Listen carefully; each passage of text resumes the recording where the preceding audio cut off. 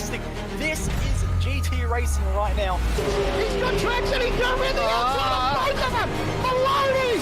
Oh, he's taken Anderson! Anderson's up to Oh my god! Big crash! Oh my goodness, half the field's gonna get rolled! Second very close. These guys are want to make their way through the field very quickly. Oh, there we go! Oh no! That's massive! This is it! This is over! I can't believe this! Oh my god! God, what?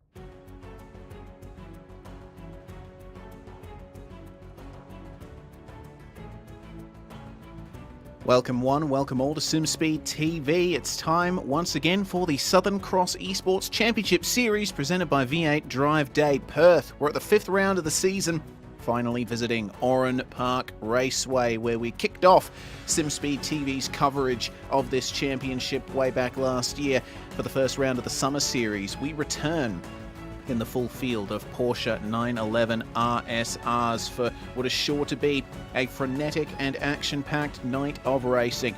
To bring it to you all live here on SimSpeed is myself, Reese Gardner, with Jay Kennedy in the commentary box and also handling everything behind the scenes and bringing you these pictures. Well, Jay, it's certainly been a while since we've come to Oran Park in Southern Cross Esports, but I remember how chaotic that night of racing was. We'll see if we have more of the same tonight. Yeah, we had a safety car in our very first event, didn't we? Hello, everybody.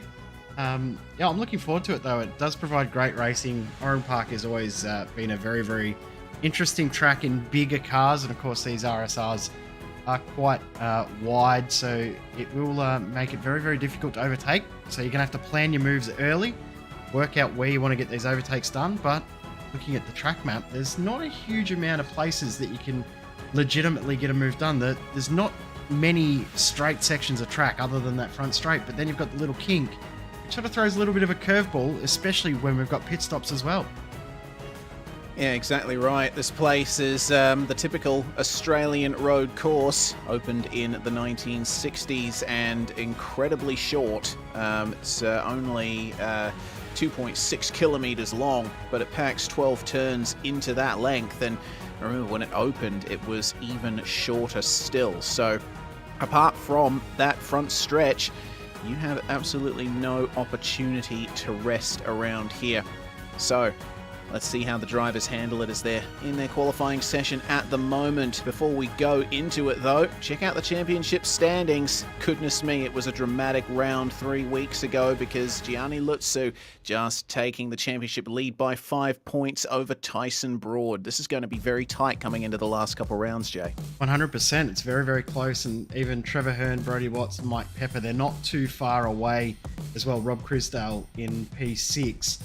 Interesting in practice for tonight. Our top 6 in the championship, we're top 6 in the practice session and only separated by 0.3 of a second. So we're going to have an incredible night of racing.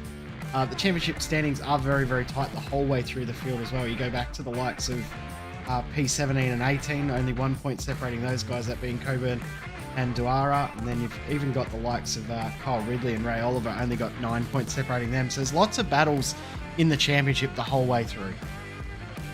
That there are, so we should look for some interesting changes in the points standings tonight. We'll be trying our best to bring you live points as the races go on tonight. And of course, in terms of the format, we do have 2 races coming up tonight. The first being a 20-minute first heat and then a 40-minute second race reverse top 12 with a compulsory pit stop. So much longer race lengths, well, not hugely longer than the summer series, but still, it's a bit of extra work for the drivers to do as we are in the qualifying session now. And Justin McLean was P1, but Gianni Lutsu and then Brody Watts just going to P1. There's already some big times being laid down, Jay, and it looks like the session is really competitive still with over 9 minutes to go. Yeah, and only 6 hundredths of a second separating the top three is incredibly tight. Apologies if... hundredths. Yeah, 300s now, jeez. Apologies if I sound like I'm a little bit out of it tonight. I'm actually battling COVID, and COVID fog is real. And I'm struggling a bit with it. So Reese is going to carry me big time tonight through this one. Indeed, get well soon, Jay. Certainly hope that you managed to get better nice and quickly. I've managed to avoid the spicy flu so far here in Perth, but who knows? The time might come when I have to face up to it at some point as well. So, car number 4, Gianni Lutsu, championship leader by 5 points, coming up to the end of the lap now and going through the dogleg, this chicane across the top of the hill. It's amazing how little notice you have if a driver is going slow after that section. There's an awful lot of blind corners around here. Looks like Lutsu is abandoning that run and slowing all the way down for the pit entry, which is going to be a real point of contention for tonight. You have to brake on the racing line to get into the pit lane. And there's a proper chicane there, incredibly narrow on the entry as well. So I would expect more than one driver tonight coming a cropper as they make their mandatory pit stop in the second race. Here's Tyson Broad, P5, 102.2. Not an improvement on his current fastest time. He remains in 5th position. Meanwhile, we see Grant Johnson unfortunately going for a spin, and he is joined in sympathy by Ben Brazier. I have to say it's good to see that Grant Johnson's up in the order a little bit, because we've seen him have a whole heap of bad luck in this series so far. So to see him in the top half of the field in qualifying is great, considering the great season he had last season. But this season, if it wasn't for bad luck, he'd have no luck at all. Yeah, indeed. We know how skilled Grant Johnson is, especially in his exploits in real-life racing. As I've mentioned numerous times, he is a former V8 Utes champion. Trevor Hearn, meanwhile, in the 949 Motorsport number 949, making his way across up to the bridge. And this is where the figure 8 layout of the racetrack comes into play. Nice sweeper coming off the bridge and back onto the original layout of the circuit. These turns have been in place since 1962 and up to 2010, when the track eventually closed and was demolished to make way for a housing development. But iRacing managed to get their laser scanners there before the track was pulled up, so we're able to enjoy this track in perpetuity in the virtual world. Through the final corner then and onto the front stretch. See if Trevor Hearn can improve on that 102.8. He certainly can by nearly a second. That's fantastic. Up into P5 for Trevor Hearn, who's certainly put in some really good results this season. Definitely has. He's been right up there pretty much each and every round, so it's great to see him having another good run tonight. He's about to start a flying lap. We'll catch up with him in a little bit. Mike Pepper, I think that might have to come into the pits for a little bit of damage repair. Rear wing is not as it comes out of the box. No, I think the aero profile might have been slightly altered by that. Cameron Edwards, one of the series organisers here, working for one of our sponsors, V-Race Experience, currently 16th place and not able to improve on his fastest time as of yet. But we'll see what he can do there on his second lap through. As car number 2, provisional pole sitter, Brody Watts, coming through the final turn. If he can improve on a 101.6, I'll certainly be impressed. Looks like he is going to set a 102.15. Brody was able to set a 101.5 in practice, 5.68 to be exact. So we'll see if he can approach that. Ashley Dodgson just moved up to P8, by the way, setting a faster time there as Justin McLean comes across the line, 102.015, and 101.6 is his fastest time. So not an improvement there, but still, you see a lot of consistency from these drivers. And the fact that the lap is so short here at Oran Park really playing into it as Joe Capone sets 103.2. Looks like drivers are actually having a lot of trouble improving on their times here in the latter part of the session. We've got a 30-degree Celsius track out there, which is pretty much in the ballpark for your typical track temperature you see a lot of the time on iRacing. Sometimes it'll get up to 40, even 50 plus degrees in sunny weather. Trevor Hearn, meanwhile, across the line, that is very nice indeed. He moves up to third with that lap from fifth. Fantastic performance there. Just ahead, Brody Watts improved on his lap. He did a 1.4, so a 61.4 second lap around this circuit. That's incredibly quick, and he's got 2/10 on the entire field. There's 3 drivers within 15 thousandths of a second, and the next group back is 10 odd cars separated within 3/10.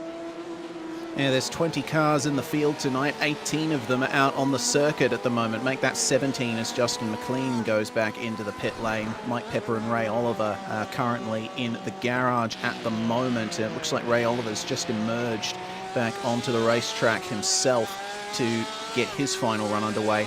Ben Breyer, who we saw at the final turn with Grant Johnson, starting another lap here. Oh, wow. 103.1, but I don't know if that counted. Okay. It counted, didn't get him any positions, but it did improve his time by 8/10. Yeah, not bad at all. So Breyer currently sitting P19. Barry Punter is the last car in the order, as Kyle Ridley just put in a massive improvement to go from 12th to 5th, 101.946. The time that he set is there's a spinner out of the final corner. David Hughes across the line to set a 102.906. Car 75 not able to improve on the 102.4 that he currently has. Ray Oliver looks like he's on a decent lap at the moment. Actually, no, he's not, because it is his out lap. I thought he was on a much better lap than he was. Anthony Giullo on a flying lap, getting a little bit of draft help. Not that you can really use it around this track. The straights just aren't long enough, and sometimes the draft can hinder, as it just did there for Anthony Giullo. Full understeer through that final corner. Indeed. Well, can car 28 improve on P13? No, he can't. 3/10 off. Tyson Broad, meanwhile, just went back to P5, putting in a good time there in car number 7. Neil Woodburn for Loud Signs coming out of the final corner now. We'll see what he can set here. It's unfortunately, again, not an improvement. 8/10 off his quickest time. These corners come so thick and fast here at Oran Park, and the track is a bit bumpy in places.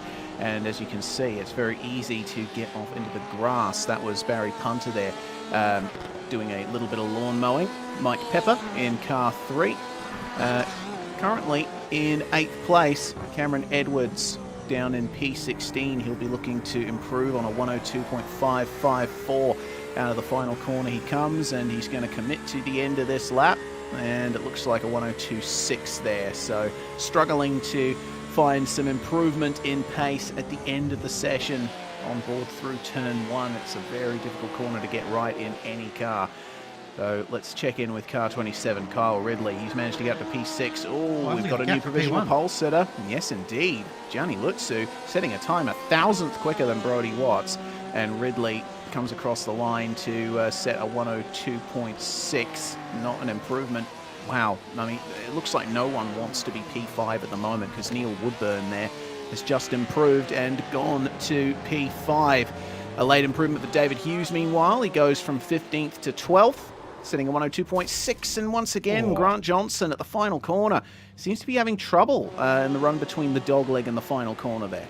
Yeah, he just got a little bit unsettled up over the rise, and you sometimes don't get that line 100% perfect through the dogleg. You can find yourself running offline, cut yourself back up to the inside, and then find yourself towards the wall, or without any pace going into the final corner.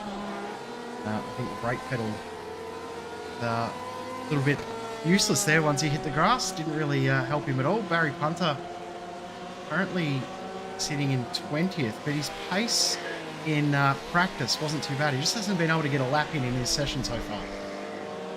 Yeah, indeed. 105.3 is his fastest time, and that's almost 3 seconds off what we've seen from everyone else, and it does seem that he's having a little bit of trouble with keeping the brakes in check there, but that's the end of qualifying. It's a hard cut because we're using the heat format here, and we'll be able to go through the grid for the first race of the night. Gianni Lutzu and Brody Watts, only 1,000th of a second separating them there on the front row. Trevor Hearn manages to get into third and starts alongside Justin McLean.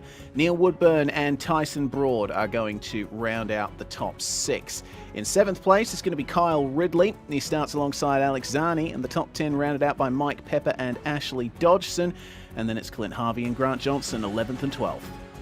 There we got David Hughes and Ray Oliver on row number 7 in 13th and 14th, with Anthony Jewell and Cameron Edwards rounding out the top 16. Ben Brazier and Joe Capone, not much separating those guys in 17th and 18th. And the last 2 drivers we've got in the field, Franz Esterbauer and Barry Punter. Nathan Allen and Ryan Barber are safety car drivers if required. Fingers crossed we don't need them. I've had a couple of safety car interventions throughout the season so far. Had a lot of rounds where we haven't needed it, so fingers crossed it's one of the cleaner rounds. But thinking back to the last time we were here, we will potentially need another safety car intervention.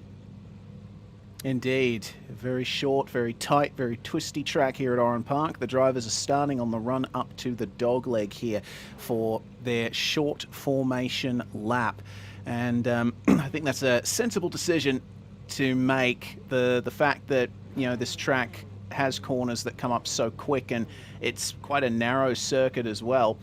Having to do a full formation lap side by side in these cars would certainly not be the greatest thing to do. So let's see how things work out here for the drivers. 10 seconds left on the clock, and we'll be able to get going here. The start is being conducted behind the AI-controlled iRacing safety car.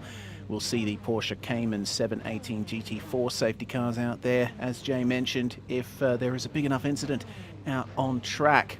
So the issue here for Gianni Lutzu is, number one, getting a good run out of the final corner and being able to defend into turn 1. Going side by side through the first corner here is possible, but it requires a lot of commitment and a lot of mutual respect between the drivers in order to get through there cleanly. So hopefully we do get a clean start, giving some room to the safety car as it comes into the pit lane, and the field will fall under the control of Gianni Lutzu for round 5, race 1 of the V8 Drive Day Perth Southern Cross Esports Championship Series. Top 3 very close, but Gianni Lutzu goes early and captures the 2 drivers by surprise of Brody Watts and Trevor Hearn. Lutzu will be able to move on to the racing line coming into the first turn. Hearn falls in behind Watts as they go into turn 1 for the first time. Neil Woodburn getting up the inside of Justin McLean. It looks like Clint Harvey, Alex Zani, Ray Oliver, Cameron Edwards all gaining positions there.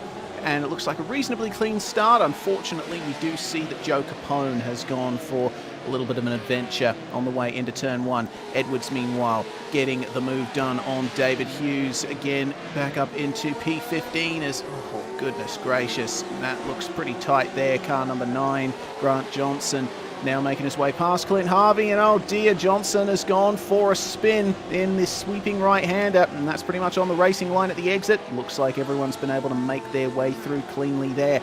And meanwhile, Justin McLean trying to get it done on Neil Woodburn. Oh, goodness gracious, it looks like Woodburn didn't have a very good run out of the turn leading up to the dogleg, and Tyson Broad diving up the inside at the final corner. I think he overshot that, wasn't quite able to get the move done. So Broad currently in P6 as they end lap 1. Lutzu's out to a 1 second advantage after that good launch, so he's done a very, very good job there. Trevor Hearn was probably a little bit more aware to it, but gave up that spot back at turn 1, turn 2 to make sure that Brody Watts continue on in that fight. But the real battle's now from 5th on back. Woodburn, Broad, Ridley, Pepper, Dodgson, Zani. So 5th through to 10th, 6 cars in this battle pack.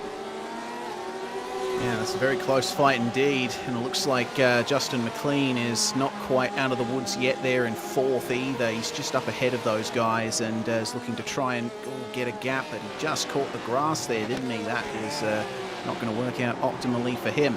now that everyone is in a reasonable rhythm and trying their best to get themselves going in single file, we might see moves start being made. Unfortunately for the number 88 of Ashley Dodgson, that is a spin down in the second sector of the lap. Doesn't look like any damage though to his car.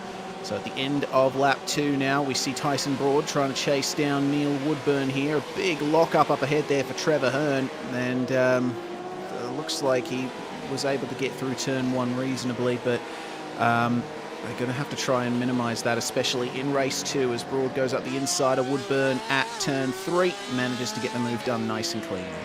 It's taken him a couple of attempts to get it done, but finally gets there, does Tyson Broad. And even a few different liveries this season, but now with the Drop Bear Motorsport crew, and Drop Bear Cars, of course, doing some stuff with Beyond Blue, so cool to see the blue look on the Drop Bear Cars now from the red that they used to run. I must say I rather like the blue on these cars. Yeah, for sure. I think that that blue is a bit of an underutilised colour nowadays, so it's nice to see cars out there running that colour, especially that particular shade. It is very nice and looks good on the Drop Bear machine. We go to our first replay thanks to our friends at Virtual Racing School to get another look at what happened to Ashley Dodgson. Just caught the grass on the entry into the fourth last corner and managed to spin out of the way of everybody and just avoided getting into the tyre barriers as well for good measure. So this battle going on now for 7th, 8th, 9th. This is looking incredibly interesting here as we see the number 28 trying to make his way past Anthony Jewell. Now gets it done on Clint Harvey. Bit of a compromised exit there for the number 10. A nice move from Jewell to get through on Harvey, and now Harvey's got some pressure from behind still. That is the car of Ray Oliver trying to work his way through. Interesting how far back Oliver started this race. A little bit further back than we normally would see him. I'm a bit surprised to see him starting back outside the top 10 and still be outside the top 10 at this point of the race. Yeah, bit of an unconventional round here for Ray Oliver, but it seems he might be lining up a move here on Clint Harvey. A nice exit from the final corner, and might line up a move coming into turn 1. He draws alongside on the way into the corner, but looks like Clint's going to try and fight it, but inside line for Ray Oliver gets the move done. That's Barry Punter there once again with some issues at the first turn. It's just letting everybody go and trying his best to stay out of the way of the battles that are going on here. So can Ray Oliver make his way into the top 10? There's still 15 minutes in this 20-minute race, so plenty of time to get things done. Wondering if Barry Punter's having some technical issues, because we saw his pacing in practice wasn't too bad, but then qualifying he couldn't get a lap together, and now his race pace is just not there at all, and he's having all sorts of weird moments and spins and things like that. So I'm wondering if he's got some sort of issue with his steering wheel or his pedal or something like that that's causing him to be off the pace, but he's done a good job to stay out of the way. And of course, still continuing on racing to try and get as many points as he can. We check a bit further forward meanwhile. Carl Ridley and Mike Pepper. Pepper chasing down Neil Woodburn here to try and get P6. And you can see that Tyson Broad just up ahead is certainly making tracks. He's extending that gap. Also oh no, is that Oliver that's gone for a bit of a run there at the second corner, back down to 14th place and having to defend from Ben Breyer there. That's a big shame for Ray. Doesn't seem like Oran Park is treating him too well tonight, but we'll get another look at what happened there. Seems that he just went a bit deep into the first corner and running a bit of rear brake bias there. The rear end just got loose on him. Remember, these cars, they're GTE machinery, so they do have traction control, but no anti-lock brakes, so you've got to be careful how you press the stop pedal. The other part to that too, race is these guys are running a fixed setup, so everyone's car is set up exactly the same, so there's a little bit of compromise in the setup as well. So you'll be a little bit careful in how you drive it. There is a bit of compromise. You need to understand where it's strong and where it's weak. Oh, goodness me, Anthony Jewell almost got into the back of Kyle Ridley there at the first corner, but managed to pull it up just in time. Has lost a little bit of potential distance there to the number 27 as he tries to chase down Alexani for P8. Looks like Franz Estebauer and Barry Punter have both gone, at least a lap down on the field now. And it looks like Estebauer had to jump into the pit lane, potentially to repair some damage. Here's another look at Ray Oliver. Something's gone very wrong for him there on the way into the final corner. To Grant Johnson.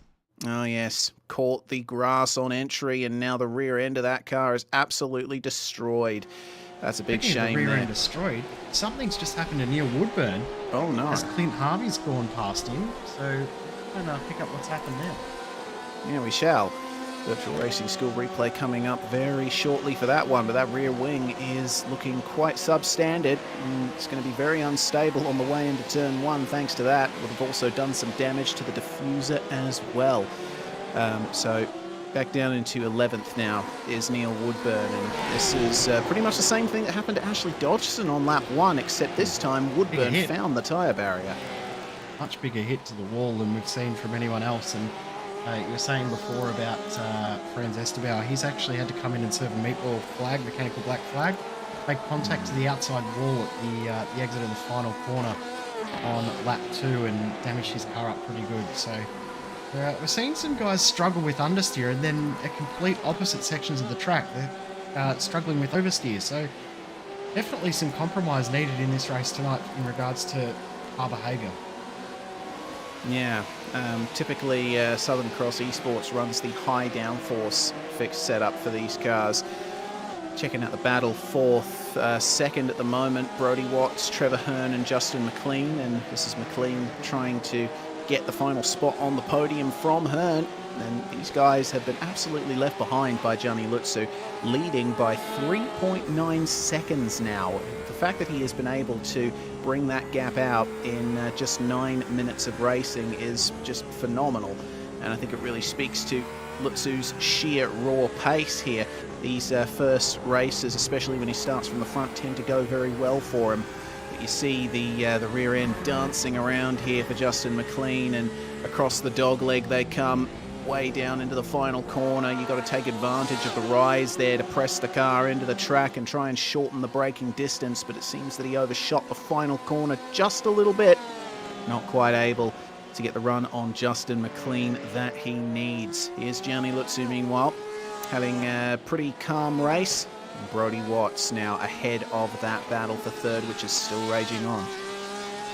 He is, and last lap by, the only driver to do a 1:01 lap time. Everyone else is in the 1:02s or higher, so a bit of pace difference now starting to appear between Lutzu back to Watts and Hearn. So continue this fight though, because McLean now right there with Hearn, and last lap by almost identical lap times, so not much between them at all. Yeah, for sure. It's been a very close battle between these two. They only have 9 minutes left to decide it. It's been a pretty clean run from Trevor Hearn so far. Qualifying third, staying in third, and putting on a good defense here from Justin McLean. Has been soaking up the pressure like a sponge. It's been very nice to watch so far. Try and straighten out the braking zone as much as possible into the first turn, and or into the second turn rather. A little bit wide in turn 2, but it's an interesting second corner here at Oran Park. It's sharp in the first part, but then it opens up, which means there's a couple of different lines you can take through there. Yeah, the other part to that is the more sweeping line where you start a bit wider and cut the corner a bit sharper to get speed through the corner. It does open you up to someone behind thinking, oh, they've left the door open for me for an overtake. So you have to be aware of that too, because it does look like you're inviting someone to come and stick the nose up the inside if you do take that slightly wider line on entry to get the slingshot out of the corner. Trevor Hearn's trying to make it a little bit more shallow to make sure that Justin McLean behind knows there's no way you're getting through unless you really force this one hard. Well, let's have a look at how they conduct the braking zone. And it does look like McLean is making up quite a bit of time on the brakes there, but setting up for the exit is working out well for Trevor Hearn as they're coming up on Barry Punter once again. Punter just had another off at the first couple of corners. He's going to let them by on the inside, and that compromises their line just a little bit, but no harm, no foul, I suppose. And we'll see how they work it out from here. Mike Pepper, meanwhile, he is trying to nab back that 5th place from Tyson Broad. Pepper starting in 9th place, making his way up to 6th, and that's been a pretty good improvement for him.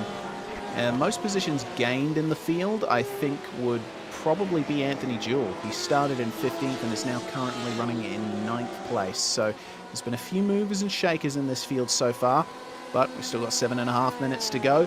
Anything can happen from here. Cameron Edwards currently in the most crucial position in this field, being P12 at the moment. Ray Oliver's had another moment. That rear wing is destroyed as well, so he's having an absolute shocker tonight. Yeah, Oliver now down to 18th as Joe Capone made his way past. The battle here is starting to heat up between Pepper and Broad. Meanwhile, almost bumper to bumper, and Broad having to compromise his line through the right-hander. He's really starting to feel the pressure from Mike Pepper now. Pepper certainly shown that he's got the pace to compete for podiums and wins in this series. He's going to have to try and set up these next couple of corners well for a run down the front straight. Let's see then across the dog leg. Oh, Tyson Broad missing the curb there through the dog leg. It's difficult to line it up through there, but it does seem that he's worked his way cleanly through the final corner.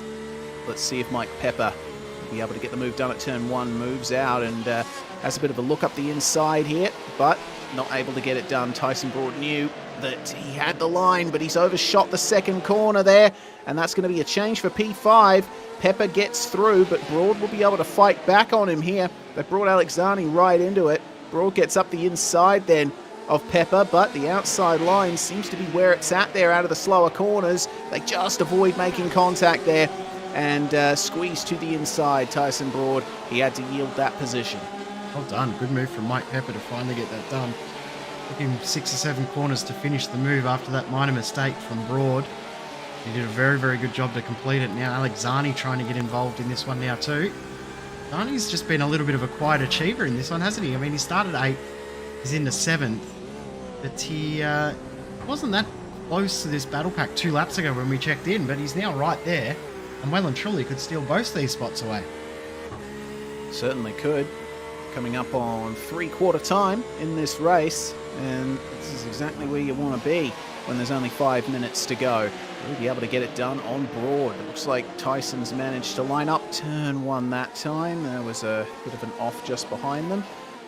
Looks like the Down Under Esports car of Kyle Ridley. That's a big shame for those two. That is going to not hugely affect the battle, but still would have been a bit of a shock for the drivers behind. Here's the battle for 3rd meanwhile. Trevor Hearn still trying to find a way past Justin McLean. Brody Watts has broken away from these guys and has about 4 seconds on them, 3 or 4 seconds. So these guys are all alone on the racetrack at the moment, and just a bit too far behind to get it done into turn 1 is Justin McLean, but he can pick up a nice slipstream here, try and line it up through the twistier parts of the track. Looks like there's a little bit of front-end damage to Justin McLean's car as well, so we have to keep an eye on that over the next little bit. As Zani side by side with Tyson Broad, not quite close enough to get it done, but a little bit of pressure being applied, and Anthony Jewell getting involved now too. Look at how close he's closed up in this battle. Oh, move to the inside once again there for Zani. He's trying to unsettle Tyson Broad some such. Does seem that Broad has fallen off the pace a bit in the last few laps. He was looking really good in the first half of the race, but it seems that he's worked those tyres just a bit too hard and now is suffering issues in the mid-corner, which is allowing drivers to catch up to him. He does seem to be making a good run of the sweepers around the back of the track, and he's managed to gain a few more tenths there over Alex Zani. The gap between them now 0.5 of a second, and Out of the final corner they come. Countless laps go by so quickly at Oran Park. Broad does seem to be protected here against Zani, at least for the time being. He's just got to keep that pace up. Still got 4 laps to go in this race as well, so there's still plenty of passing opportunities for Zani to get through, and potentially Anthony Jewell. So this is going to have to be real heads-up, smart driving. Actually, he's not going to have to worry about Jewell because Jewell is around in the background, and he's lost a spot. Oh dear. I think Anthony Jewell might have caught the outside of the first corner there onto the grass potentially, and now he's fallen back in a 9th place. That's a shame there for Anthony after doing such a good job in the first half. Actually, oh yeah, it was on the way into turn 1, but he didn't end up catching the grass or the gravel. Looked to me like just maybe a rear brake bias issue potentially there. These cars are fixed, set up, but you can change the brake bias on the fly. Goodness me, Zani is pushing, isn't he? Sure is. He's wanting this position. It's feels like a bit of an all or nothing situation, doesn't it? He's leaving it all out there. Oh no, Anthony Jewell's had another moment through the final corner. He's just lost a couple of spots there. He's now back behind Clint Harvey. Cameron Edwards is now up into 10th position. He's now the biggest mover in the field, from 16th to 10th, and Anthony Jewell, who was the biggest mover, is now no longer.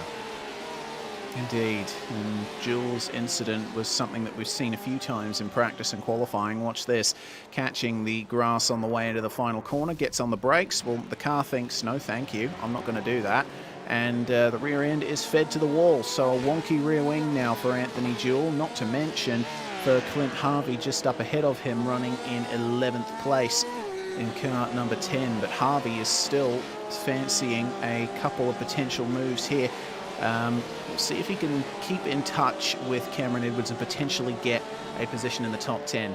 I'll tell you what, it hasn't worked out too badly for Anthony Jewell though, because as you mentioned, Jay, the most important position in the field is P12. Basically, it's a reverse top 12 for the second race start. So Anthony is currently in pole position for race 2.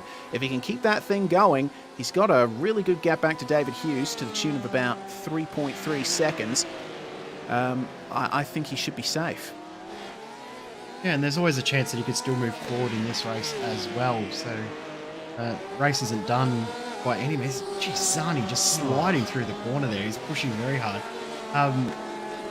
This is a really intense battle. One thing I was going to say is how many rear wings have we lost in this race so far? I hope there's a few spares out there. Yeah, I hope so too. Fortunately, repair bills aren't really a thing in sim racing. The only thing it costs you is time if you decide to change during the race. Zani is pushing hard though, and they'll be on the final lap now as the clock hits 0. Gianni Lutsu by 4.5 seconds leads the race over Brody Watts, and well, as they begin their final lap in the battle for P6, let's see what Alex Zani can do around these many corners that make up this Oran Park circuit. Looks like Tyson Broad's been able to get a good exit out of the second turn, but still plenty of places to make a mistake around here. An ever so slight lockup from Tyson. What can Alec do? As through the final couple of corners now comes Gianni Lutsu. Car spun in the final corner. Unfortunately, Franz Estabauer going for another spin, but leading pretty much from lights to flag is Gianni Lutsu, and that is another win on the board for the championship leader. Brody Watts is going to come home in second place and keep his championship challenge alive. Trevor Hearn managing to hold off Justin McLean in the final couple of laps, and it looks like Tyson Broad has managed to keep Alex Zani behind him for 6th. Yeah, only just though. Very, very good battle between those guys. Anyway, Cam Edwards is coming here on Neil Woodburn too. Woodburn's going to have to be very careful to not lose another position. Going to just hold on, but that closed up very, very quick on that last lap, didn't it? Yeah, certainly did. Unfortunately, not much space for Edwards to get the move done. Ray Oliver, meanwhile, who, as we've mentioned, has had an absolute shocker race here to start off the night. Might fancy one final move for position on Joe Capone, but no space there for him to get it done. Oliver's going to have to settle for 18th there. So now we can go through these results. And wow, what a dominant performance from Gianni Lutsu. Just gained time on his rivals lap after lap. Manages to take the win over Brodie Watts with Hearn, McLean and Pepper rounding out your top 5. Tyson Broad finishes in 6th with Alex Zani 7th. Carl Ridley, Neil Woodburn and Cameron Edwards will round out the top 10. And there we go to Clint Harvey in 11th, and Anthony Jewell will start race number 2 from pole position. We get ready for the 40-minute race. Coming up next, David Hughes in 13th, Grant Johnson in 14th position. Not having any luck in this season of this championship, unfortunately. Ashley Dodson in 15th position, Ben Brazier in 16th, Joe Capone, Ray Oliver there racing home all the way to the end in 17th and 18th, and Franz Estabauer and Barry Punter, unfortunately, not having the best night. They'll start in 19th and 20th for race 2. They will indeed. So we're in the warm-up session between the races now. The drivers will get a little bit of time to get their final preparations in for the second race, and it gives us some time to thank our series sponsors here at Southern Cross Esports. Of course, we've got to start with V8 Drive Day Perth, title sponsor of the series, Perth's greatest driving experience, offering rides and hot laps in specially prepared V8 race cars around Perth's Wanneroo Raceway. You can be the passenger or the driver in the closest thing you can get to what Australia's best do every weekend. You can visit them and book your session at v8driveday.com.au. Meanwhile, West Australian Automotive Equipment specialises in everything you need for your workshop, from hand tools to car hoists and everything in between. Better yet, they deliver Australia-wide.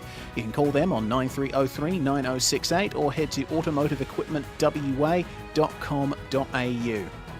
Pip Allen works to provide the best in signs and graphics at Word of Mouth Signs, doing everything from vinyl wraps for cars, vans, premises and much more to laser engraving and graphic design. No job is too small. Head over to wordofmouthsigns.com.au or call on 0400 551 555. V-Race Experience is Perth's best full-motion simulator experience, located in the heart of Osborne Park. They use Motum simulators, professional hardware, and class-leading virtual reality goggles so you can race like a pro and get fully immersed. To find out more, go to vrace.com.au. Speaking of Motum simulation, their unique patented True Motion technology delivers 6 degrees of freedom in a fully immersive VR environment. Motum delivers simulation solutions across Australia and internationally, working with many leading brands. To learn more, head to motumsimulation.com. And finally, racing tonight would not be possible without 24/7 Sim Services, who are handling race control tonight. An independent provider of live race control, rulebooks, officiating and more on all sim racing platforms. Check them out at 247simservices.com. Well, now we have 2 minutes remaining in the warm-up session, and this is going to be quite the interesting grid here because Jewell and Harvey starting on the front row, Jay. I can't wait to see what the likes of Lutsu, Watts, Hearn, Broad, etc. can do now starting in the midfield. It's going to be very interesting watching them come through the field, isn't it? It's going to be really intense. Of course, pit strategy has been very, very crucial throughout this series as well. So looking forward to seeing how that plays out. Also, I'm looking forward to how this one does play out. I can't wait for the next race. It's going to be very, very exciting. Well, just over a minute remaining, and I have to say there'll be a few drivers looking for redemption here. Ray Oliver, I think, chief among them. Hopefully Barry Punter will have worked out whatever issues were plaguing him in race 1 and he can come home for a good finish. It's good to see that we haven't seen the need for a safety car just yet, and pretty much no interventions required from race control for judging incidents. Certainly over the last couple of rounds there have been a few penalties given out, but we have yet to see that here at Oran Park tonight. And we were actually fearing that this would be a chaotic race with plenty of contact, chaotic night, I should say. But evidently, it seems that the drivers have had their heads screwed on tonight, and they've been able to provide some really nice, very clean action. We'll see what Grant Johnson can do as well. It's been a difficult season for him. He'll be starting out of 14th place. and we'll see how many positions he can make up. Don't forget, there is the mandatory pit stop coming up in race 2, and as we've seen, the pit lane entry here at Oran Park is nothing short of difficult, I should say. We'll see how the drivers work it out as you have to brake on the racing line to make your way into the lane. They're going to have their eyes on stalks here in the Southern Cross Esports Championship Series. Well, the time is done now in the warm-up, and we can go through the grid for the second race of the night. Just to refresh your memory for everyone who's just joined us here on SimSpeed TV, it's Reese Gardner and Jay Kennedy with you in the comms box. It's Anthony Jewell and Clint Harvey on the first row, with Cameron Edwards and Neil Woodburn third and fourth. Fifth and sixth are Kyle Ridley and Alec Zani. Tyson Broad is going to start out of 7th place alongside Mike Pepper. It was a close battle between those two. And Justin McLean is going to start alongside Trevor Hearn to round out the top 10. Then it's Brodie Watts and race 1 winner Gianni Lutsu starting in 12th. There on back, it's everyone as they finish. David Hughes and Grant Johnson on row 7 with Ashley Dodgson and Ben Brazier on row number 8. Row 9, Joe Capone and Ray Oliver, who had the closest finish between any two drivers on the track, I should say, in that last race. Only a couple of tenths separating them in the end. Franz Estabauer and Barry Punter will both be looking for some redemption as well. They'll be hoping for a much better result in this one. They shall indeed. Timer hits 0 and the pace car pulls away. And it looks like Anthony Jewell initially very close behind the safety car, but he's going to pull back and allow everyone the chance for a nice clean start, putting the power down and moving away when the green flag flies. Pace car through the final corner now. We'll enter the pits momentarily, and we'll see what kind of start Anthony Jewell gets here, as the drivers in the outside row struggling to catch up a little bit here, and actually ahead was Clint Harvey. Had to get on the brakes there and waiting until the green flag flies. That's caused a concertina in the midfield. This could potentially cause some drama side by side for the lead between Harvey and Jewell into turn 1. They're 3 wide behind for P3. Cameron Edwards gets into Neil Woodburn and turns him into the gravel trap. They both find the wall heavily. Oh, and there's more spins going on here. Car 4, unfortunately. Gianni Lutsu turning around a car there. It looked like a real melee there on the way into turn 1, as that was Alexani getting spun around. Clint Harvey making contact with him there. Harvey managing to hold on. My goodness, everyone's spinning here. That is Kyle Ridley, who's spun ahead of the entire field. Oh, and another spinner indeed. My goodness, Jay, I can't keep track of this. Well, just to make it even worse, Gianni Lutsu's around as well. We're going to have to get a few replays up as soon as we can, because this has been absolutely crazy. But the thing of this this spinning that's been happening, a lot of it has been solo incidents. It hasn't been a lot of contact. There has been contact, but a lot of these spins haven't been caused by pure contact and pure Watts pushing and shoving. It's been solo incidents, and I think a few drivers with a little bit of red mist after the last race, and potentially also not thinking about how the tyre temperatures have changed in the cars, from being warm before to cold now. Well, there goes Ray Oliver up the inside of David Hughes. Perhaps the first clean move we've seen completed in the race so far. And Ray Oliver's having a much better race this time. He's made up so many positions thanks to everyone else tripping over themselves. He's now up into 8th. And he'll certainly be happy with that, looking to try and maintain it. But our top 2 from the previous race, Lutsu and Watts, they're now down in 17th and 18th. Thanks to their spins, and we already see Neil Woodburn in the pits there. Woodburn finding the wall in the first corner due to this incident here. Cameron Edwards trying to take advantage, but went right into him at the entry to turn 1. That was a big hit there. I didn't notice how big of an impact that was when we had that first look. His happened at the front. Okay, Zani. So Zani had a moment by himself. Yeah. Okay, so that explains it a little bit more. And you see here Kyle Ridley has a moment all on his lonesome. He gets hit where that other car goes off. And we've got Gianni Lutsu. He's continuing on, has his own moment.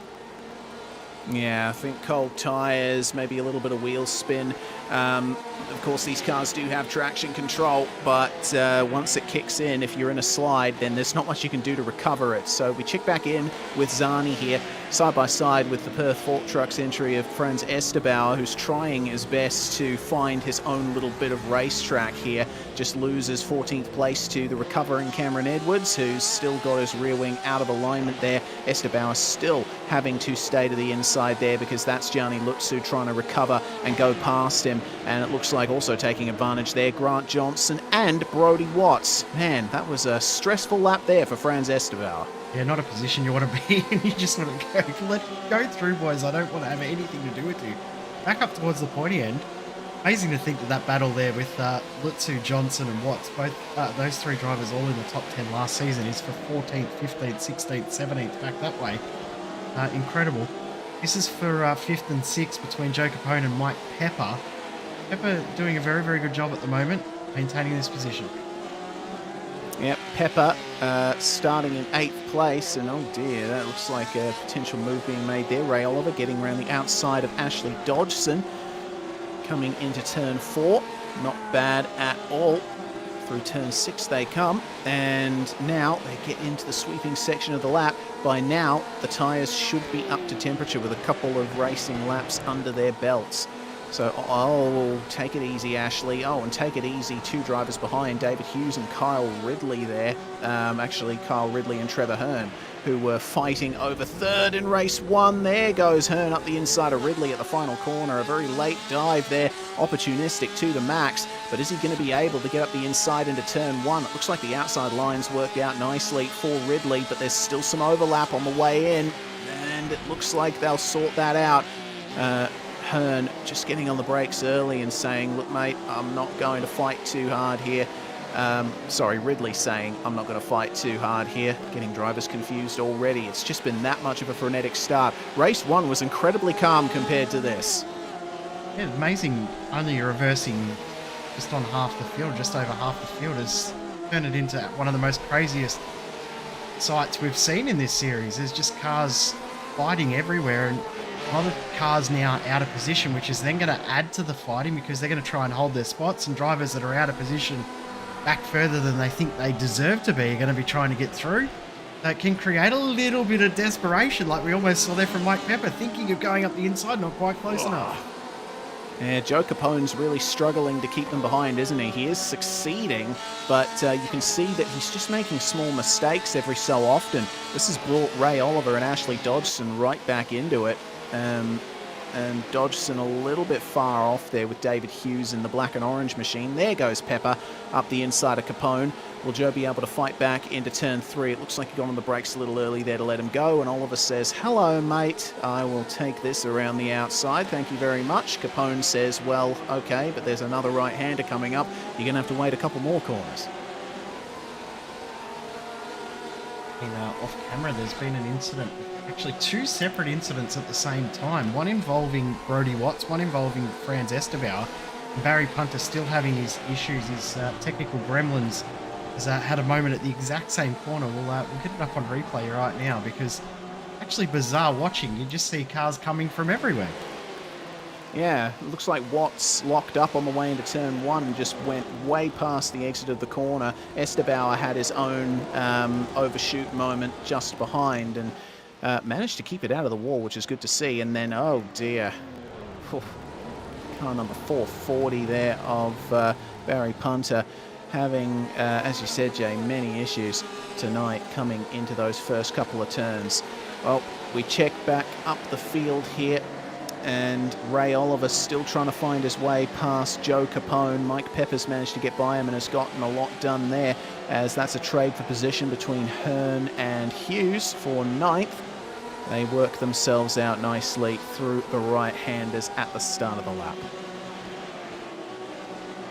Bit of driving there from both those guys to make sure they get the move done with neither of them losing too much ground from that pack ahead. So good job from Hughes to recognise that there's a faster driver behind who's probably going to get the move done eventually, as Alex Zani just runs it a little bit wide. Yeah, well done from Hearn getting through. So some good driving out there in amongst all of the madness and chaos right on cue. Yeah, speaking of madness and chaos, Joe Capone looking to defend another position here. Well done to keep it ahead into turn 1, but Oliver overshoots and knocks him off the circuit. And into the tyre barriers there for Joe Capone, falls down to 14th, then 15th as Grant Johnson makes his way by. Still ahead of Brodie Watts and Cameron Edwards, and that was not a loss of position there for Capone just then. It looks like Oliver has pulled over and redressed the position, obviously recognising the mistake he made there and looking to make amends for it. And get the view on board from Dodgson. It was a good defence around the outside there, but as we see, Oliver a bit offline and still trying to stay ahead, just wasn't able to get on the brakes early enough to make turn 2. It's a pretty common mistake you see, and as you said, Oliver has redressed that position and taken the position behind Joe Capone, so race control will probably look a little bit less foul on that incident than what they would normally. He's going to try and get it done again. This time it looks a little bit cleaner. Maybe Capone thought, I'm not going to try and fight this one too much. I don't want any more contact. Other important thing to note, Reese, is the pit window is now open. By any time from now until 5 minutes to go in the race, drivers can pit, must change all 4 tyres at some point. Yes, and I think a few drivers out there will take the opportunity to get a few repairs done as David Hughes trying to keep Kyle Ridley behind him. Ridley's been having a very active night so far, hasn't he? As Trevor Hearn's caught up to Ashley Dodgson at the front of this pack. These guys fighting over the last position in the top 10 here. And they're looking good at the moment, but this pack is incredibly compressed. One mistake from one of the drivers at the front of this pack will spell certain doom for all the drivers behind. A little bit wide out of the final corner for Ashley Dodgson. None of these drivers going for the pits just yet. We'll see what Gianni Lutzu can do to make his way back past here. He's already made his way back up to 8th as Gianni, and oh goodness, saw the nose in there. Did Trevor Hearn and Lutzu. Oh, is he able to get through there without making contact? Yes, he is. That's quite impressive, but can't say the same for the drivers behind. It looks like that's a problem there for... that was David Hughes, yes indeed. So Lutzu then gets through on Ashley Dodgson and is now up into 6th place. It seems that Lutzu is far and away the quickest driver tonight on race pace, but we'll see what happened here to David Hughes.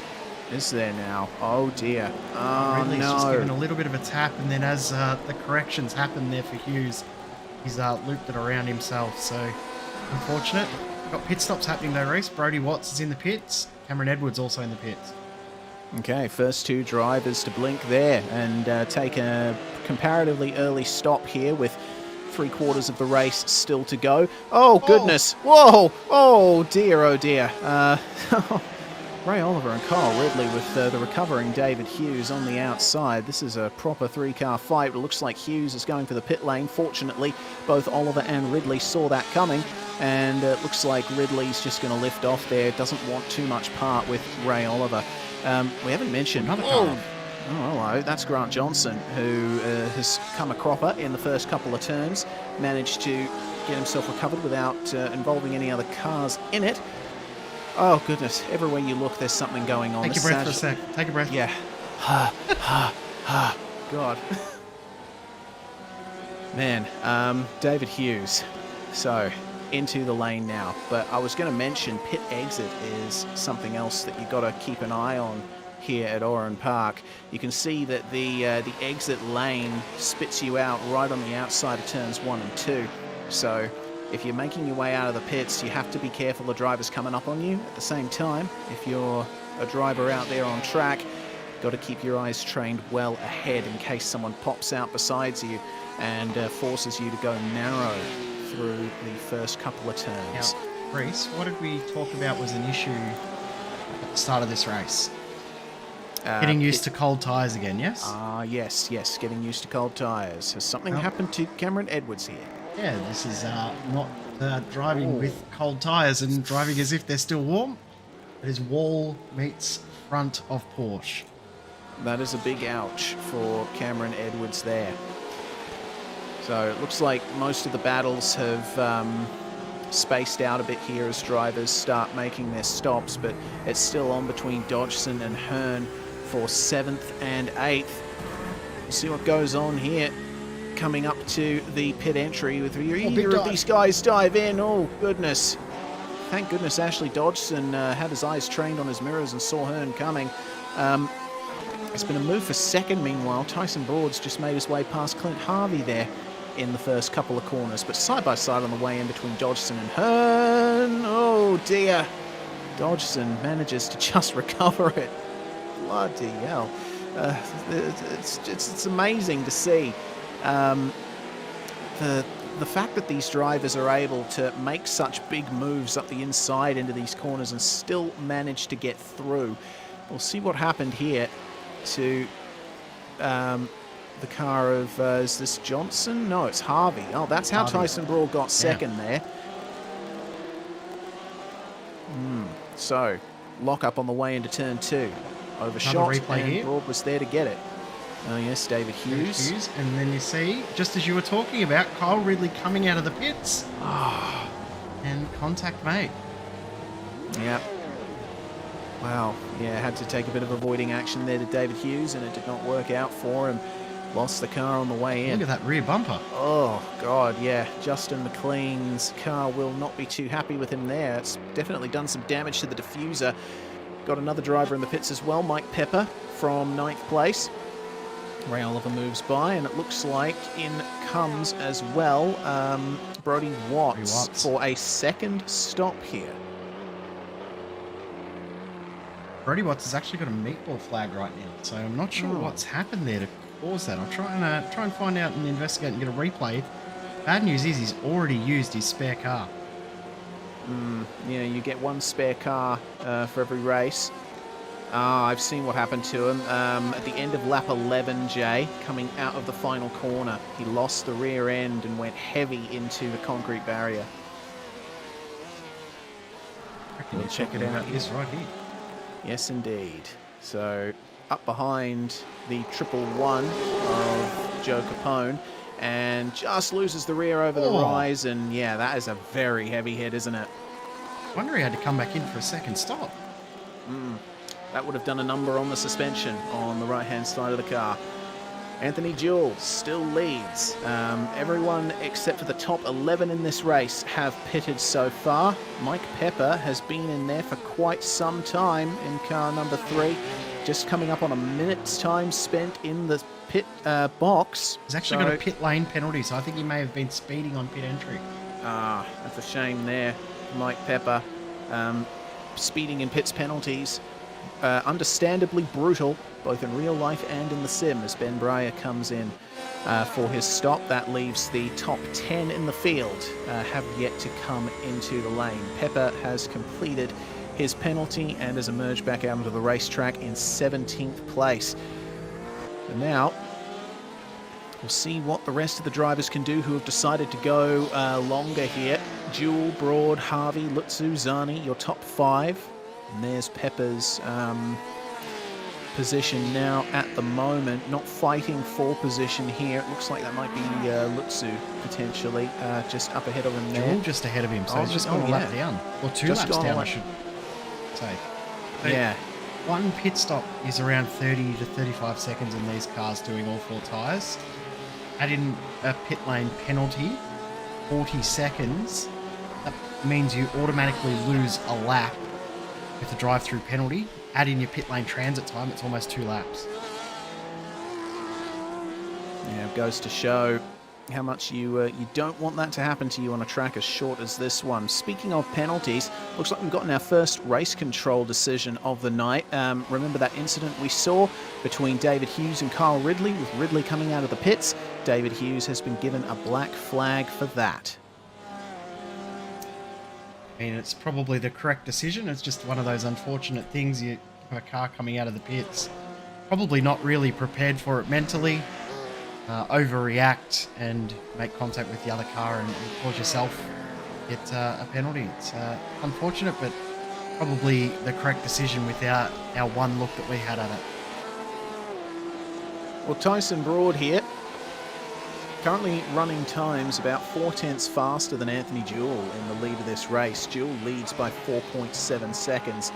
Broad was able to get past the chaos of the first couple of laps and come out of it with still a reasonably clean car. And he is showing that he's got the pace to work his way forward here. Fastest car on track last lap, though, was Justin McLean with his fresh tyres. We're checking on Neil Woodburn and Ray Oliver, who's gone for another spin. Oliver had just taken that position, and he has lost it in just as quick an amount of time. He's going to have to make way for Grant Johnson there. And check out what went on for him here. So this is what happened to Neil Woodburn. Got a car coming out alongside him. Yeah, that was Ray Oliver, who had just completed his pit stop. And Woodburn coming through the first sector here. Did he make a mistake on the way to the first couple of turns? You see Oliver try to line him up for a potential move here, and I think Woodburn might have made a slight error on the way into turn 4 here. Yeah, a little bit wide on the exit. Just a little bit, but that allowed Ray Oliver to get alongside, but unfortunately, cold tyres. Oliver's rear end says, what are you doing, mate? We can't do that. How many times have we seen that tonight? We've probably seen that no less than 15 times tonight. Cold tyres catching someone out. In warm-up qualifying, maybe 1 or 2 moments in race 1, but how many has it happened in race 2? We've seen 3 or 4 drivers just in the second phase of the pit stops that it's happened to. As of right now, Justin McLean leads the drivers that have made their pit stop. P7. I just saw another car off there. Who that? Trevor Hearn, Ashley Dodson, Joe Capone all coming out of the pits right now. Dodson with a fairly long pit stop though. Yeah, Dodgson in the box for 40 seconds, and that's about 9 seconds longer than a conventional stop would be taking all 4 tyres. So I don't know if there was a bit of damage repair in the midst of that, potentially. Probably just keeping his spare car. Yeah, keeping it handy, potentially for a later incident. But these are things that we are not privy to in the SimSpeed Comms box. Of course, if a lot of you are coming from real-life racing, you know that real-life broadcasts have an awful lot of information and sensors and radio communications at their fingertips, but we do not.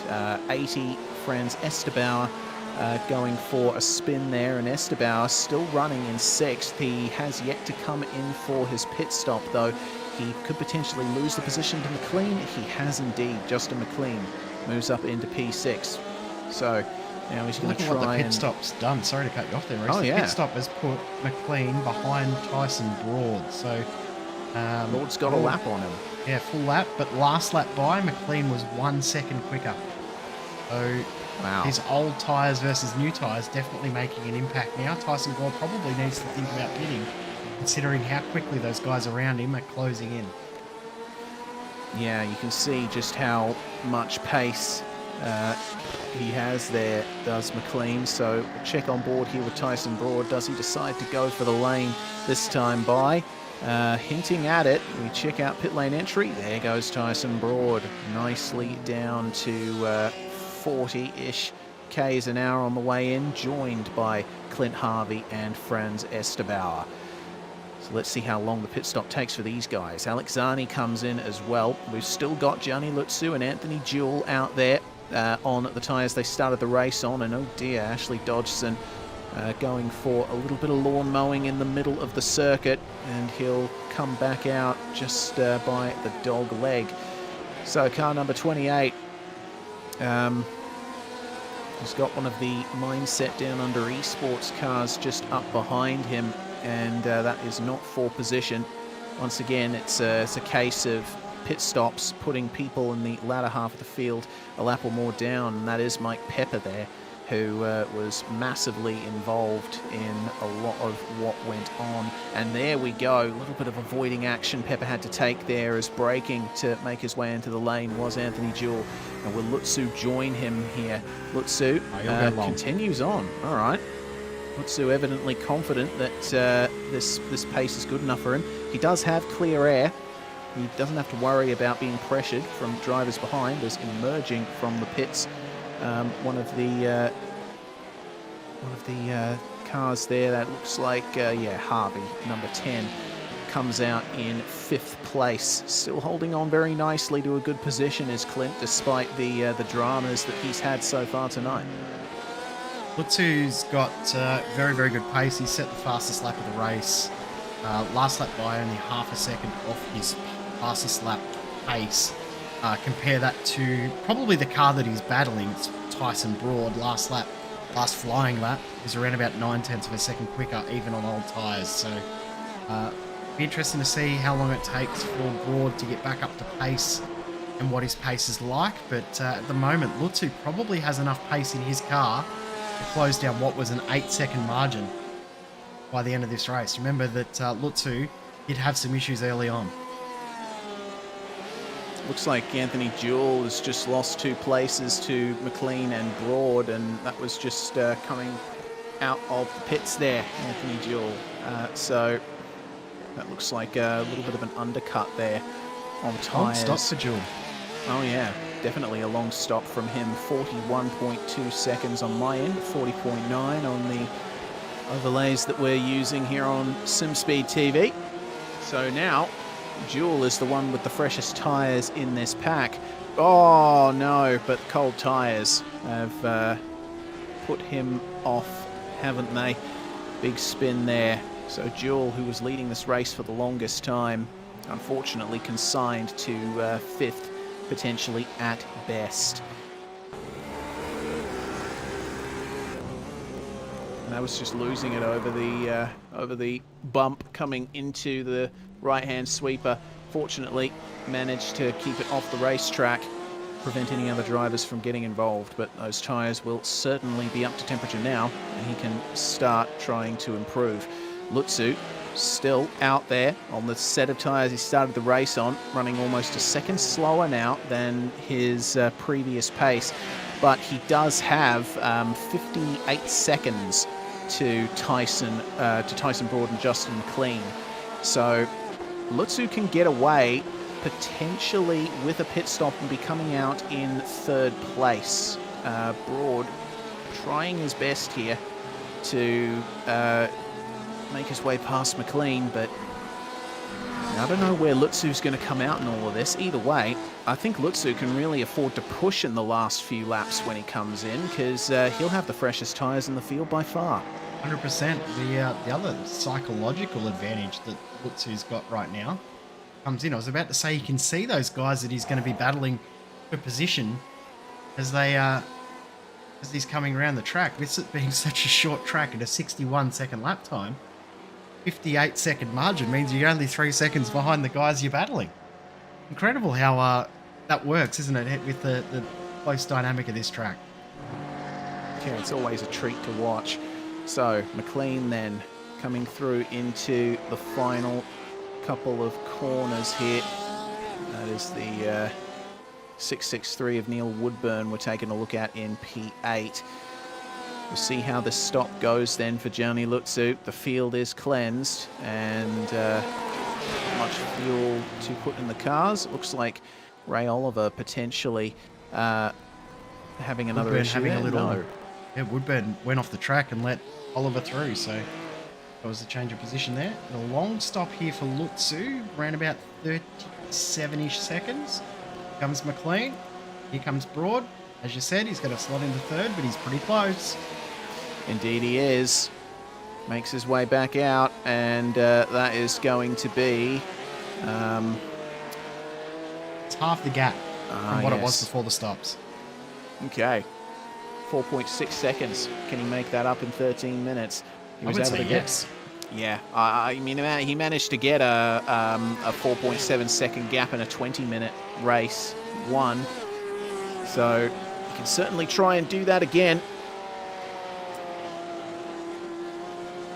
It's going to be an exciting end of this race. I'm looking forward to seeing how it does play out and whether he can cut that gap down. 4.8, still not up to temp.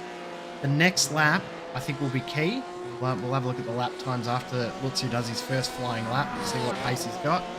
Compare it to McLean and Broad, who are maintaining that gap at around that half second. Traffic could make an impact here, though. Oh, yeah, definitely could. Looks like Cameron Edwards, I think, making his making a little bit of room there for the drivers behind. Alex Zani as well, down there with him, fighting for position. Those guys are down in 13th and 14th. There is Lutzu, and already the gap under 4.5 seconds, so Lutzu is definitely making tracks now.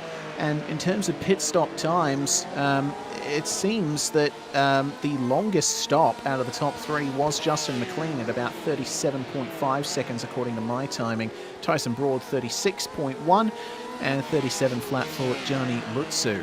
Meanwhile, Jewel and Hearn battling over P5. Jewel's done well to keep himself in that top 5 despite his spin a little earlier that we caught on the fresh tyres. It does seem that Trevor Hearn is making some moves on him. Neil Woodburn then comes into the lane for a second time. Yeah, surprised to see him back into the pits. I'm not sure what's going on there. Now, Gianni Lutzu's pace, we were wondering how good it would be. He's just answered that for us, hasn't he? Look at that. Oof. Wow. 101.7 compared to a 102.4 for the top 2. That is an incredible amount of pace to make up there over the course of a single lap, as that's Edwards and Zani side by side. Edwards still trying desperately to keep this position for 12th now, and Zani getting a slightly better exit, almost making a slight bit of contact bumper to bumper on the way out of the corner. But they'll sort themselves out and try and go for some more moves in the second half of the lap. Zani, of course, carrying a little bit of damage there, it seems, so the balance of his car is evidently not where he wants it to be. There's Lutzu coming up behind them, and Zani goes, all right, cool, I've lost this battle. I'm just going to let Lutzu go. That would have cost Lutzu just a little bit of time, though, and Edwards gives him a good bit of room on the way out of the final corner. Gained 1.5 seconds in 2 laps, so we've got no worries about him gaining 4.7 in 12 minutes of racing, which is 12 laps of racing around Oran Park. So he's going to be there with about 5 laps to go. This is going to be an incredible fight all the way to the end. Yeah, this is going to be good. Just coming up on 10 minutes to go. Jewel and Hearn still fighting over 5th, and Jewel ran a little wide in turn 2 and goes defensive, realizes that he is now under a lot of pressure from Trevor Hearn. Hearn's done quite well tonight, hasn't he? 3rd place in race 1, now looking at another top 5 in race 2. But Anthony Jewel is putting on a pretty staunch defensive drive. Meanwhile, Gianni Lutzu just making his way past Franz Esterbauer in the Perth Fork Trucks entry. Let's see what kind of lap time he sets this time around. Sorry, it's Joe Capone that he just made his way past there. Lutzu sets a 101.827. Compare that to times in the low 103s for Justin McLean and Tyson Broad. They've got traffic to deal with here. Yep, and now the advantage that Lutzu has is the traffic is aware that the fast guys are coming through, so they're going to be looking in the mirrors a little bit more. I know that the fast guys aren't far away. They'll be paying a bit more attention in their mirrors. McLean looks like he's also struggling a little bit. Remember, he was the first to pit out of this group, so his tyres don't look like they're coping as well long-term as the likes of Broad and Lutzu. Yeah, by quite some margin as well. It's 7 laps. 7 laps, yes, 7 laps longer than Tyson Broad. These tyres have been going for Justin McLean. His tyres coming up to 16 laps old, 9 laps old for Broad. Gianni Lutzu just completing his 5th lap, or completing his 4th lap, sorry, on this set of tyres. So, Don't now... have to worry about when he's going to be in the battle, because he's in it now. Yep, certainly is, and he's got a great pace advantage, hasn't he? Taking out 1.4 seconds on Tyson Broad. This is just fantastic here. And going long has worked out incredibly well for Lutzu. He managed his pace well, took advantage of clear air when he had it, and now he is in contention to make it a double victory tonight. But we've seen how difficult it is to pass around Oran Park. You really have to make the moves, as that was McLean going off the circuit. Oh, God. And manages to get back on cleanly, but that is the lead loss now for Justin McLean. It is between Tyson Broad and Gianni Lutsu for the lead, and Lutsu might go up the inside turn one. No, final turn. No, thank you. Looks like Tyson Broad covering the inside nicely. I think McLean just lost it over the rise on the way into the sweeping right-hander. There is a little bump there. If you're slightly offline or if you've got the car on a strange angle, it can unsettle the car and force you to go off as Broad goes defensive, but it could leave the door open on the exit for Lutsu to come through. He's not quite going to be able to do it unless he can go the long way around, which he's already done a couple of times tonight. No, might be an over-under, potentially. No, Lutsu not able to get the power down as well as he'd like. Broad continuing to go defensive. There's contact. Gives Broad a big tap in the rear, does Gianni Lutsu, but they'll stay with each other here. Oh my goodness, this is intense. They've got Mike Pepper there for a little bit of company. Pepper running down in 10th place at the moment, and Lutsu trying to find every bit of the racetrack he can to make a move on Tyson Broad here. Going to be slightly offline as Broad coming into the dogleg. Lutsu's going to try and find his way up the inside here. No, once again, he's going to try and line it up out of the final corner and go for it into turns 1 and 2. The draft is on now, and he's got much fresher rubber to work with here, has Gianni. Let's see if he can make his way up the inside. He does. There's overlap on the way in, and Broad manages to give him the room. And that is the move done. Gianni Lutsu now into the lead of this race. Back into the lead. Of course, remember won the first race. Started 12th in this one, and he's been shuffled all the way back to nearly last after a self-spin. At this section on cold tyres, he made sure he didn't make the same mistake again. Now, looking to drive away from the rest of the field. It's been an incredible battle though. I mean, Justin McLean's already got himself back into the fight, just did his fastest lap that he's done in around about 10 minutes. So McLean is pushing hard to try and get back to the tail of Tyson Broad and get himself back in this fight. Yeah, he's still only 8/10ths back. Does have a bit of traffic to contend with, but he'll certainly try his best to work his way through here on Mike Pepper.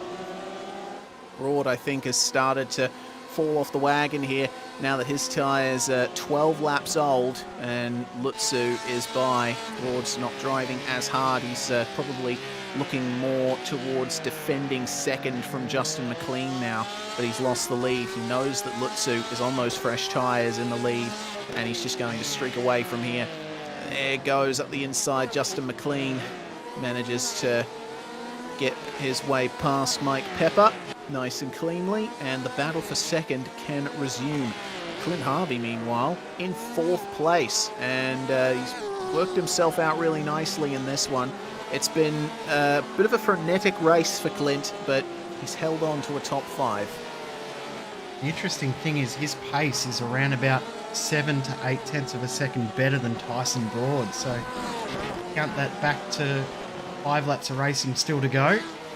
I add that up as he's there with a lap to go. So we're going to have a 3-car fight for second place with 1 lap to go. All right, I'm waiting for this one. Looks like Harvey is on the same age tyres as Tyson Broad. McLean's still with the oldest tyres in the top 5. In fact, second oldest set of tyres in the field almost, with Cameron Edwards having been out there for 23 laps now on the same set of tyres, down in 12th place. Oh dear, that's an issue for Kyle Ridley in the final corner. In this second race, hasn't he, Kyle Ridley? Oh yeah, he certainly has. It was that little self-spin on the first lap, and it all went downhill from there. Estabauer in the gravel trap in the sand will be pit. happy to never see turn 2 at Oran Park again. Yeah, I think a few drivers will be tonight. Very true.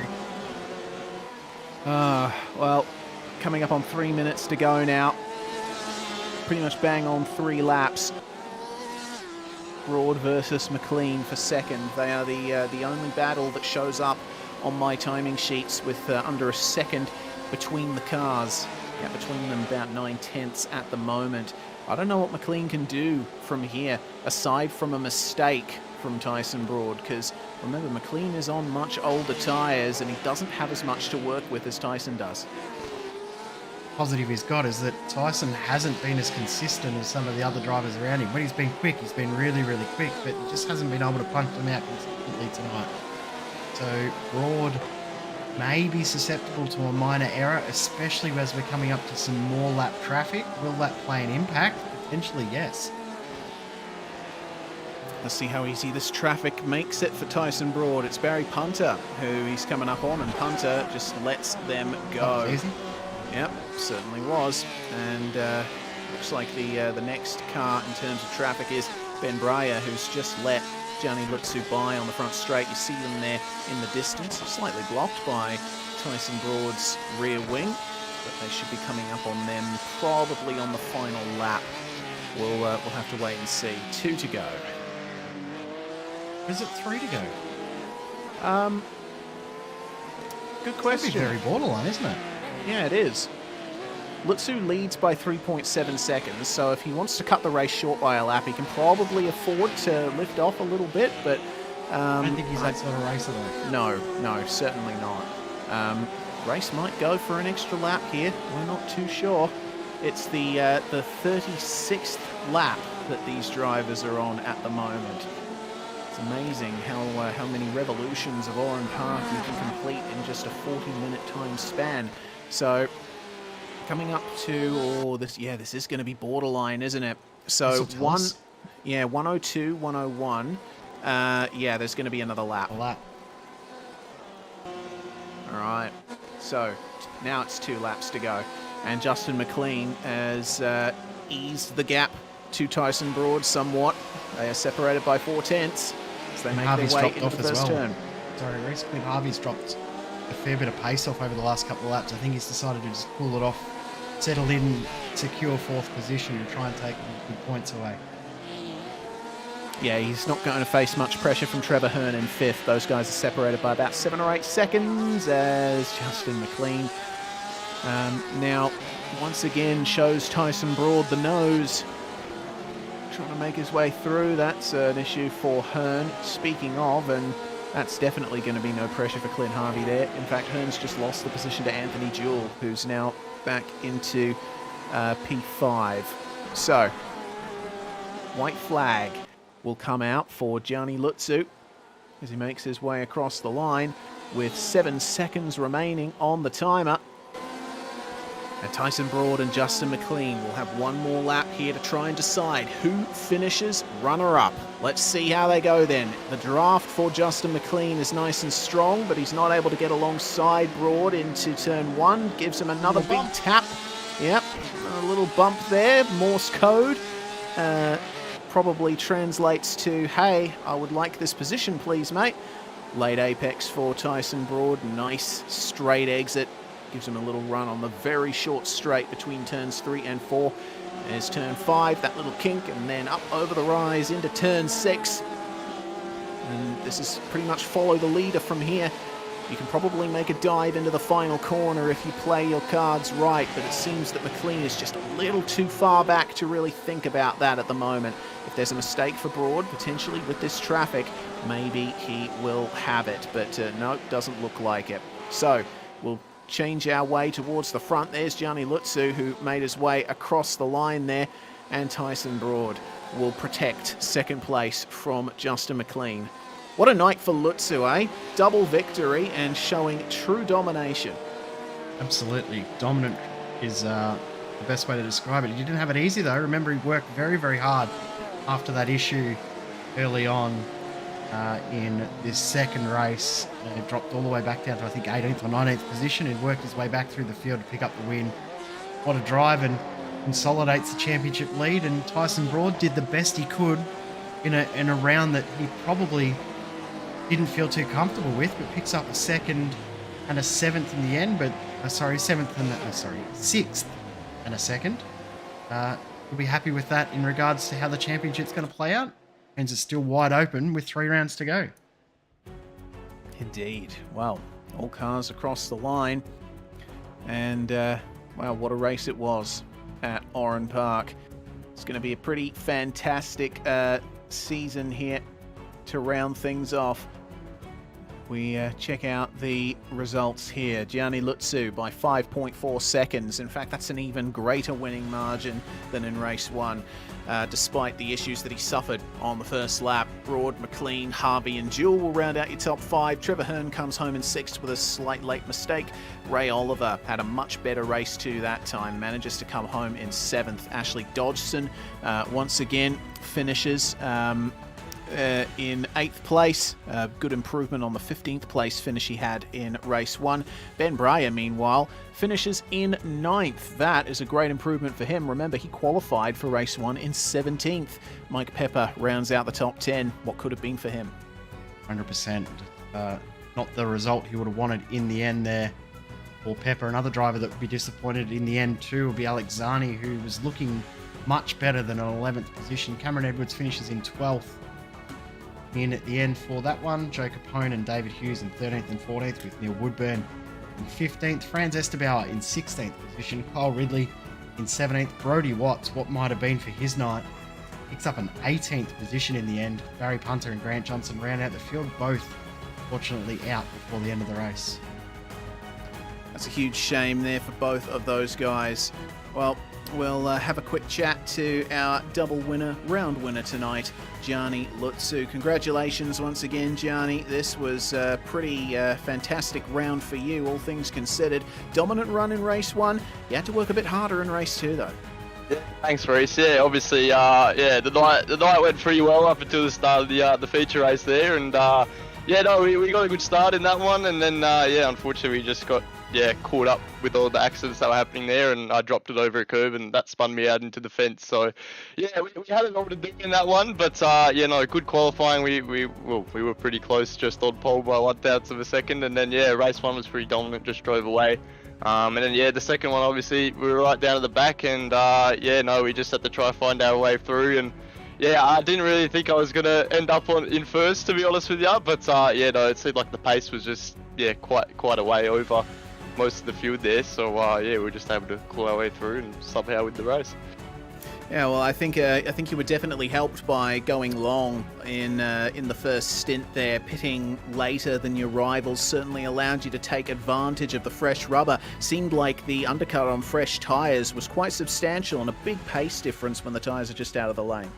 Yeah, 100%. Well, I was sort of watching the relative how I was on old tyres, and I could sort of see that I was catching up quite a bit to the guys in front, and obviously I was thinking that once I pit I'll probably get caught up with the rest of the field and with all the back markers and everything. So I said I'll keep going. I got really good pace, and then everyone came out on new tyres, and the pace was still really good on the old tyres. So I just kept going until pretty much I couldn't go anymore, and then boxed in, and then obviously it was only a 5-second gap, so I had some work to do, but the pace on the new tyres was just something you really couldn't fight with, really. So good call for me on the move. Indeed it was. Well, for next round we go to a track that is the polar opposite of Oran Park. We're racing a Road America. Slipstream's going to be very important there, especially with the high downforce set that Southern Cross runs. Yeah, 100%. Road America is going to be quite interesting. Obviously, we didn't go there last season, so a new one for us in this car. But it will definitely suit the GT sort of car that we're using, so that'll be pretty fun. But obviously quite a few long straights, a few tight corners. I think it'll suit this car pretty well. So looking forward to that. As are we. Well, before we let you go, Gianni, championship lead extended. Who do you have to thank for it? Yeah, 100%. Really good round tonight, and I can't thank the boys at Racecraft for their support in the Discord session we had going, and obviously big thanks to Johnny as always from Racecraft for all his support. I couldn't be here without him, and thanks for all the awesome screens and the awesome rig and PC that he always gives us, and obviously really good night tonight, good for the championship, so can't complain. Clean sweeped it, so that's always good, but we'll keep pushing and see what we can do in the next one.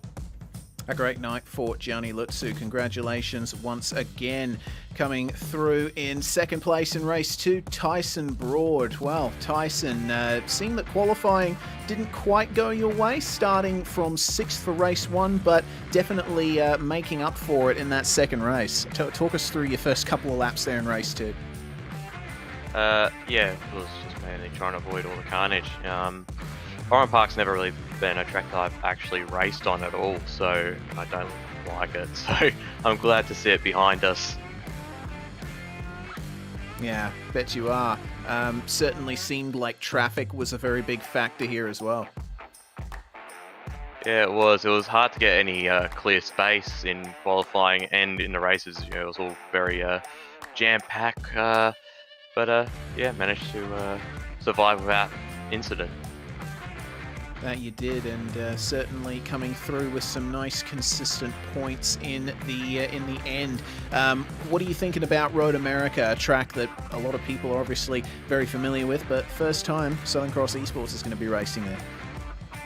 Yeah, Road America should actually be quite good for me. I've done a few laps around there. I did AAG IndyCars there earlier this year and ran really well in it. So yeah, hopefully we can repeat that for yeah, Southern Cross. Well, who do you have to thank for your podium in race 2 tonight, Tyson? First off, the series organisers for putting on a great series. Drop Their Motorsport as well for their sport, as well as Drop Their sponsors and Cozy Engineering Solutions, Same Black Hawk Media, High Birds Racing Simulations, and Revolution Race Gear, as well raising money for Beyond Blue. Indeed, very good cause to support there indeed. Tyson Broad coming home in second in race 2 and sixth in race 1. Well, that brings to an end proceedings for tonight, Jay. What a fantastic race we had. What a fantastic 2 races we had at Oran Park. But as we mentioned to the drivers, we go to Road America in 3 weeks' time on the 3rd of August at 8:30 p.m. Australian Eastern. I'm looking forward to this one. A very fast track with lots of slipstreaming opportunities. Yeah, it's one of my favourites. I love this track and always provides great racing. Nice and wide, nice and open, and heaps of straights to use the draft to your advantage. One thing that will be interesting is how the tyres survive the high load corners that we've got, the high speed, the kink and things like that. It's going to be very, very fun to watch. Bring it on, only a couple of weeks and we'll be back into it again. Absolutely. Well, we want to thank everybody for tuning in across the world and across Australia. Also, a big thanks as well to our series sponsors such as V8 Drive Day Perth, West Australian Automotive Equipment, Word of Mouth Signs, V-Race Experience, Motum Simulation, and of course 24/7 Sim Services, providing race control duties for tonight. I'm Reese Gardner. It's Jay Kennedy alongside me in the comms box and directing, bringing all of these pictures to you. From all of us here at SimSpeed TV, bye for now, but not forever. We'll see you at Road America in August.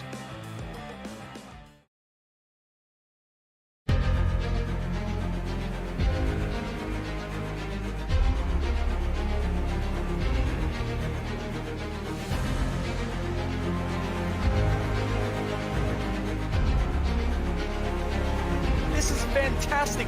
This is GT racing right now. He's got traction, he's got everything outside of both of them! Maloney! Oh, he's taken Anderson. Anderson's up top. Oh my god! Oh! Big crash! Oh my goodness, half the field's gonna get rolled! Second very close. These guys I want to make their way through the field very quickly. Oh, there we go. Oh no! That's massive. This is it. This is over. I can't believe this. Oh my god. God, what?